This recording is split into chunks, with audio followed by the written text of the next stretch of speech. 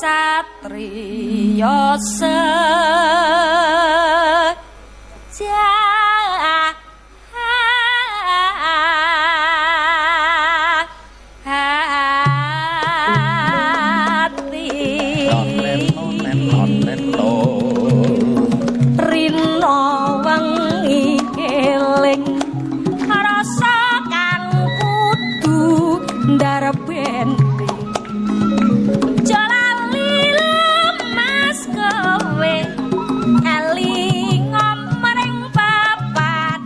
Mbak Eka, ayo ditandake. Mbak Eka, monggo jumeneng Mbak Eka. Serwake, Mas.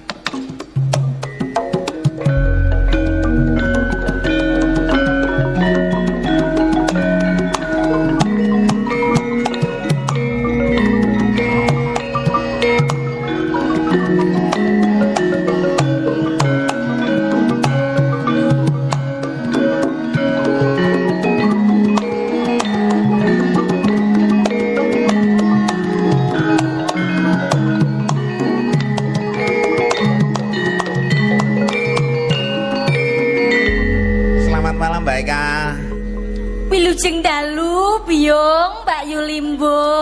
Wilujeng dalu. Kula ingkang sowan ngadhep wonten ngarsa panjenengan. Kula Eka ndang tak tungdet. Uget-uget. Nggih. Kula ingkang sowan Biyung. Nggih. Matur nuwun lho Mbak Eka. Wah, tebih saking Sragen. Kalau mau bidal saking Sragen jam pinten? Kula saking Sragen wau jam 6. Alhamdulillah dugi mriki jam 8. Jam 8 kalih jam nggih. Nggih, kalih numpak motor kok kalih jam. Tegese kalih iki loro ngoten lho. Nggih, mboten wong loro, kula wong 3 malah. Wah. Kalih bapak, kalih rencang kula malah wong 3 ora mung kalih tok. Kok bapake ndereki sajake urung patek 3, urung patek ikhlas ngono piye? Urung payu. Jahat. Nah, pawakan ngene iki sing arep nyedak ora wedi. Wah. Ayo ora kok. Jane ya ora wedi, mung gila. Jane iki wis jinak lho ya. Jinak ya apa aku binatang buas. Panjenengan iki lho mbok ya sinden iki dilokke ora nakal apa piye kok jinak. Masane aku sinden bertaring mengeluarkan bias. Oh. Apa jenenge? Bisa kok bias. Berarti panjenengan gatekke aku. Iya. Ayo iman-iman ora tak gatekke kok ya. Lah iya to Mas, yo aku dedeke sakmene yo sanggepen aku ki dhuwur 2,5 meter ngono lho. Apa piwong? Oh malah kaya cagak lampu. Piwong kok dudu 2,5 meter. Ngaturaken wilujeng dalu para rawuh sedayanipun. Bapak Ketua Pepadi, Bapak Muslimin, Bapak Lurah Mbah Narto. Lan Ibu. Lan Bapak para pepunden dalang. Terus ingkang sami lenggah sedaya jajaranipun wilujeng dalu. Nah, Mbak Eka. Dalem. Tak bisiki aja ngomong nggih. Tak kula nyedak berarti ben ora krungu pripun. Wonten dawuh pripun? Kula didhawuhi Mbah Narto, Mbah Cari, Mbah Lurah. Mbah Lurah pripun? Nyun dawuh pripun? Mbah Cari iki sik bujang. Lah terus nek Mbah Cari sing bujang niku wedine pripun? Mbah Cari niku ingkang pundi lho, Biyung? Nggih kala wau sing MC kala wau lho ya. Ya Allah. Coba to. Aku terus madeg. Piye? Madeg tegese piye? Lah ning kono ki sasmitane foto terus karo aku lho. Wah. Kula tangketi panjenengan asmane sinten, Mas? Panjenengan asmane ora gelem ngaku kok. Pripun? Ora gelem ngaku. Lah sampun to, penting foto riyen ngoten kok. Wah, lah iki sajake ada rasa iki. Enten rasa pripun? Kok lah panjenengane Pak Cak nuwun sewu dhuwur lah kula sak menten lho. Lah pawan sesandingan nyeten kula dadak nginguk blek. Jeru banget. Ayo ora kok ya. Nggih. Saiki kemajuan zaman teknologi wis ana sing kanggo. Lho pripun kula maksudnya kok terus dedet kok dipadake karo kemajuan teknologi niku pripun? Tegese iki nganggo sendal sing rada dhuwur ngono lho. Oh, memakai sendal, memanfaatkan sendal yang lebih tinggi. Betul. Nah, aku wis rasa nganggo sendal ben karuan dhuwur nganggo egrang ben kok lomba pitulasan. Jahat. Malah kaya balapan. Nggih, matur nuwun ingkang tanpa winates. Nggih. Matur nuwun terus lan terus. nyatane lho Biyung. Para seniman kula nggih ngrasake. Kalau semanten lah pandemi merangkak padha tiarap. Wah. Kanca kula niku profesine berubah Mbak Eka. Napa terus seniman terus dadi napa? Pedagang. Dodolan niku sagem dina. Dodolan apa niku? Ngedoli sembarang kalir niku. Terus dadi alih profesi. Sing maune seniman dadi pedagang. Nggih. Ngedoli barang-barang omah niku lho. Ya ngomong nek kuwi wis ngono kere. Mboten lah nek niku lak yo aset to. Nggih. Payahe butuh terus metu. Nggih, matur mbah nuwun kalian komunitas pelestari seni dan budaya Biyung.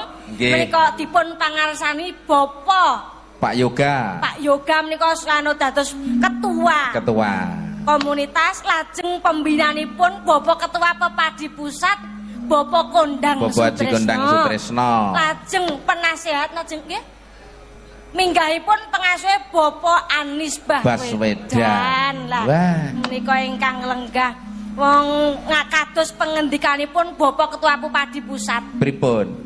Bilih wayangan seni budaya ora bakal punah. Yen ana sing gelem nguri-uri, ana sing gelem nglestarekke. Lah menika komunitas pelestari seni budaya lan panjenengane ingkang sami rawuh menika. Tepuk tangan. Sembah nuwun. Alhamdulillah. Nguri-uri lan ngurip-urip. Terus enteno seniman, enteno media. Nek mboten enten sing ngrangkul, mboten enten sing nglestarekke, arep dadi napa lho Biyung? Bosok pentas dhewe lak yo kesel garing lho tenggorokane garing. Wah, jan tiwas. Tak ketak aku sithik lho, nek dadi semangat. Aku sak gelas, ibaratnya kacang sak piring. Ning seniman padha klumpul. Apresiasine matur mbah nuwun, matur mbah nuwun. Luar biasa. Panjenengan penonton mriki warga masyarakat sami mbludak nganti digekke tribun barang kuwi. Nyam mriki niku lapangan futsal kok ya. Demen kok memang lapangan futsal. Nggih. Alih fungsi malam hari ini jadi panggung wayang kulit. Iya. Mulane niki pun kedunge para seniman lho. Setiap ben taun niku wayangan terus. Mbah Lurah ingkang ngendika. Wah, tepuk tangan. Wah, setiap tahun pasti wayangan. Adalah. Dalange nggih rata, Mas Jenggleng niku terus-terusan. Dalange mesti waroto kados KPSBN mu mboten bedak-bedake daerah siji lan sijine. Daerah pundi, daerah siji lan sijine. Leres. Diangkat sedaya, dirangkul sedaya. Leres. Nah, ini salah satu bukti bahwa masyarakat Bangsri, Mbak Lurah Bangsri itu sebagai pihak yang sangat peduli terhadap lestarinya kebudayaan. Leres, Biyung. Nah, Mbah Lurah piyayine iki yo ramah lho. Wah, jan estu kok. Kula atase bocah niku kula malah disalami. Lah, lho, kula lungguh Mbah Lurah ngadeg aku yo terus cengeng to kene. Rada degelak ngono. Iya. Mbah Lurah kaya ngeti telek. Mboten kok ya. Nggih, wis dalu Mbah Lurah. Nggih. Terus lenggah Mbah Lurah nenggani dugi tancep kayon. Yo ngenteni. Insyaallah. Ngenteni doorpress Mbah nggih. Beliau kok sing maringi hadiah kok. Terus nah Mbah Lurah melu ikut berapresiasi juga. Nggih. Doorpress nanti dinantikan sampai tancep kayon. Akan ada hadiah ya toh. Hadiah khusus. Ada Magicom, ada apa? Peralatan elektronik komplit. Ngantos kulkas wonten. Ada rumah. Satu unit rumah. Rumah apa kuwi? Rumah keong. Adek malah rumah keong. Iya, rumah keong dadi hiasan. Nggih. Kula namung saged nderek napa niku seneng mawon nderek ndedonga Biyung. Nggih. Tetembangan. Lah menika tetembangan nggih Biyung. Leres. Nah iki nanjake Mbak Eka iki. Nek sinden-sinden kula niku wis saben dinane ngoten niku kok. Oh saben dinane iki mayange arang-arang kok ya. Menika mbak-mbak presiden asli saking Ponorogo nggih wau. Penirege. Ponorogo, kebayanya hijau sempat disponsori Yuseli kebaya. Nggih. Piyayine nggih monitor hebat. Nah ya matur nuwun. Kalau wau setunggal pun ngaturaken sinom. Lah niki panjenengan nek aku ki arep obo wong kula ki ya. Nggih mboten napa-napa ngobo ya ta. Wong ora enek salahe mbok menawa kula saged tak yen ngono ta Biyung. Wah, nek panjenengan iki ora ana sing nglepeh kok kabeh wis Kula paling nggih seneng anu panggih kalih dalang GM niku. GM niku napa? Gondrong Buri. Ayo mboten kok ya. Mung ben rada patut nek diblangkoni ngoten. Panjenengan niku asmane lak anu Pak Januari nggih. Januari. Kok Januari? Purba Sasongko. Purba menika lak pertama, ngarep. Nggih. Sasongko menika rembulan. Rembulan. Bulan sing ngarep ya apa? Januari. Iya. Pak Januari. Kira sesuk ngono pindah nggon ning iki mesti diwadani Pak Suro. Lho kok saged? Mergo sasi pertama iki nek sasi Jawa Suro kok ya. Oh, tak kira susune rata. Lah wong lanang lak ra ndek susu to. Oh, urung tak dudoke kok kaget no kok ya. Mosok panjenengan yo ndek susu. Susune ning ndi? Ora tak dudoke pokoke. Ora tak dudoke. Ora nek tak mi. Engko tak WA, tak WA. Oh, piyai kakung kok dadak isin dudone susu. Ha kudu isin no. Nyapa? Ya malu itu anu pokoke nggih. Aurat ngono to. Ha iya. Ya ora aurat jane wong lanang ora aurat nggon kono. Ora aurat, ora masalah. Leres. Baik Kak? Nggih, yo. Nembang rumiyin nggih. Pripun? Cara nembang rumiyin. Nggih, nembang. Padatan wong jenengan biaya asli Sragen nek Sragenan mestine ya. Nggih, nggih. Heeh. Menawi anu yo ben mau enek peralihan saka sinom kita nembang sing rada nyemek-nyemek ngono kae jare Piyai, jare Mbah Narto. Tak tujuke kadem Mbah Narto, Pak Ketua Bupati. Leres.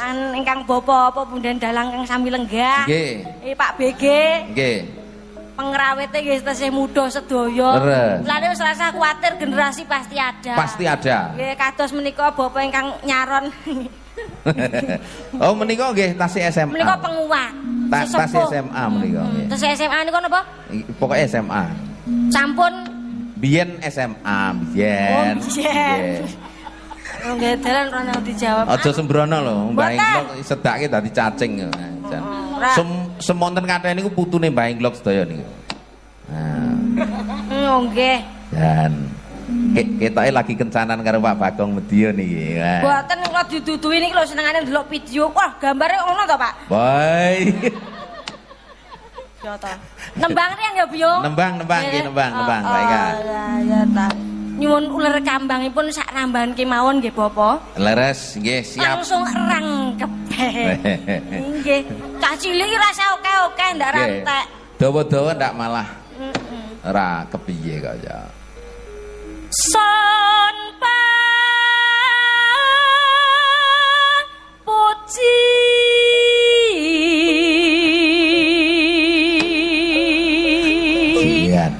iki beda lho, beda karo lek melu bose kono lho iki. Pripun?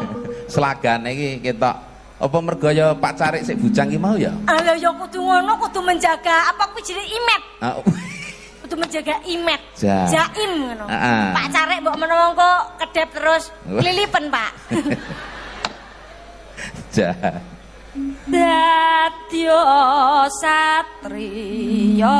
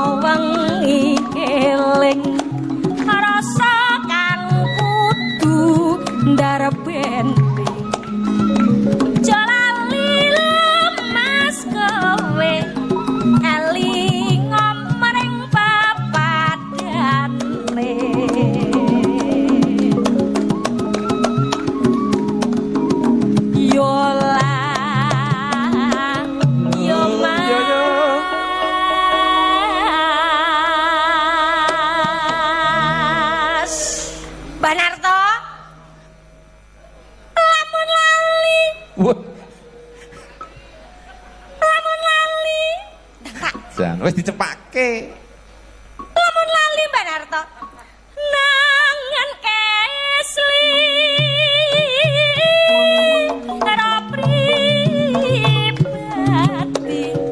Rakyat Norasudi. Setelah kabeh ngetoi. Mula aja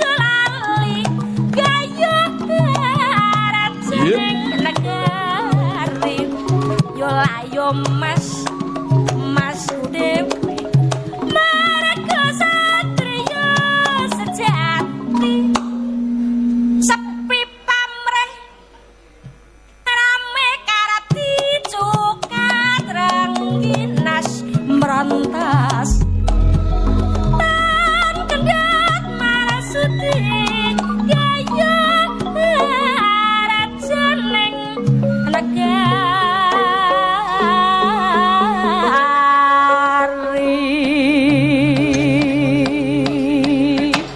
matur Mbah nuwun kula namung nderek ndedonga mugi-mugi Mbah Lurah menika sehat selalu anggenipun mimpin para warga menika amanah dados pemimpin kang bijaksana amin nah sehat selalu nggih Mbah Lurah amin nah wis ngono lak yo piye ngono lho Mbah. Beliaunya itu jadi kepala desa sudah yang ketiga kali ini Mbak Eka. Malah menikah. Oke, ateges menjadi sosok bapak bagi desa yang memang dicintai oleh warganya. Nek mboten ditresnani tenan mboten nganti kok nganti ping 3 periode kuwi. Ora mungkin kok ya. Estu. Luar biasa beliaunya. Nah iya to. Wis nek kegiatan apa disengkuyung wargane wis ayo kegiatan apa disengkuyung. Disengkuyung. Ditiliki ya Mbah nggih. Wayah gerakan ya Mbah. Nggih. Mbah Lurah ning ngwangklang ngene. Ning sawah nggo warit. Nggih. Pak Lurah mau kok njaluk duit. Kok iso. Pak Yogi lho. Nggih. Wong ngajari banyolan apa jenenge parian kok iso ngono. Ya ora ngono kuwi carane. Lah piye? Menyang Mekah. Heeh. Kuwi yo nggawa duit. Heeh. Mbah Lurah. Duit. Oh, duit ya. Ae pepo ae kok ya. Pepo aja ngono. Menyang Mekah. Kuduku. Aja ngono kuwi. Mbah Lurah. Yuk sangu. Jan gebuk karo sampluk iki. Sangu pangestu. Pangestune Mbah Lurah ingkang baken. Ayo ngono. Niku lebih dari apapun kok Mbak Eka. Lebih dari apapun lho, Biyo. Nggih, saestu nek di pengestuni piyai luhur seperti beliau iki kanugrahan untuk anak-anak muda seperti kita. Leres. Nggih. Mbah Lurah wis lenggah ingkang sekeca mirsani pagelaran dalu menika. Leres. Sian tanpa umpama ana ndodho. Nggih. Mbak Eka. Dalem. Niki gandeng kita itu kedatangan pepunden. Cinten. Dulur tua. Cinten. Salah satu dalang kondang. Ya Mas Bagong niki. Ayo diaturi jumeneng kok. Niki dalang to? Lho, dalang lho niku pripun to? MC Sampursari. Lho dijog teng Caruban niku. Sembron. Sampursarinan. Oh. Lah niki MC-ne. MC-ne Pak Bagong niku. Ora mung rawuh tok. Oh. Atuh tuwapuke. Ning multi talent, nyondro oke. Dalang oke, MC oke, tepangan. Kabeh tepangan. Jan heran kula. IP-ne jare yo dipangan. Kira tekan ngono ya. Oh, pancen beliaunya itu luar biasa sarjana seni dalang apik, MC apik kados benjaran kalau nglawak yo apik. Terus napa niku wau? Campur sarinan yo apik. Sing rapiki siji. Napa? Kelakuane. Lah yo mun terkenal lho Pak Bagong dalang. Pak Bagong monggo jumeneng Pak Bagong. Serpake Mas.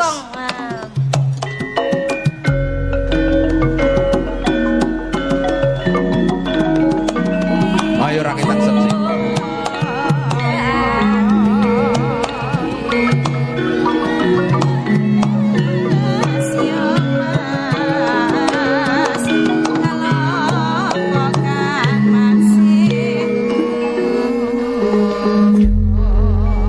Halo Mas Bagong, Mas Yogi. Wilujeng dalu. Assalamualaikum warahmatullahi wabarakatuh. Waalaikumsalam warahmatullahi wabarakatuh. Pripun niki didhawuhi napa? Kula nyuwun pangestu. Nggih. Kula tak uluk salam kali sing rawuh riyen. Ya, Nduk? Nggih. Sampeyan malah wis uluk salam. Empun. Ae ganti aku. Nggih, ganti panjenengan to. Ya ngono apa piye? Iya. Ning ngono ya ngono ning aja ngono. Lah tak kuampleng malah. Urung-urung kok. Wabuk aku Mboten. Cilik semeter kotor noe. Lho kotor ya dikumbah. Dikumbah yo nek resik. Lah ora resik ya disikat. Nek nganggo suket. Suket apa sapi? Der. Jaluk. Urung jaluk. Urung diparingi, Kak. Jurusan. Nggih. Mauluk salam riyen wong piyai nggih lenggah kathah to Pak Gogong panjenengan diaturi mriki minggah jumeneng mbok menawa paring dawuh napa panjenengan lak ya ampun napa dalang senior pepunden nak ngaten to kula nggih nulat dhateng panjenengan. Sing ngomong sapa? Lha terus ora oleh ngomong. Ora sing ngomong sapa nek dalang senior. Tak lurah. Ben budhe sakmene mbane kok. Lho, lha nyapa to panjenengan lha ya wis termasuk dalang senior. Pengandhap panjenengan lak ya nek sing ngomong sapa pengen ngertos arep mbok tapuki to sing ngomong Pak Lurah lho. Iya ya ngono nesu diangkrek. Ora. Assalamualaikum warahmatullahi wabarakatuh. Waalaikumsalam warahmatullahi wabarakatuh. Golek pari ning pinggir sumur warga Mbang Sri kula dongake sedaya panjang umur Allahumma amin. Golek pari ditaleni kawat warga Mbang Sri kula dongake kabeh sehat-sehat Allahumma amin. Golek pari katutan klenteng perawan-perawan Mbang Sri tak dongake meteng bareng. Urung enek gathuke kok iso meteng piye? Lah nek wis enek jodhone. Oh, nang didongakne bentuk jodoh. Nah, kula dongak-dongake sing ruwawuh sedayanipun sedaya pinaringan rahayu wilujeng Allahumma amin. Tinebahaken saking sakit Allahumma amin. Sing kagungan utang sedaya saged lunas utangipun Allahumma Amin. Sing amine banter ketoke utange akeh.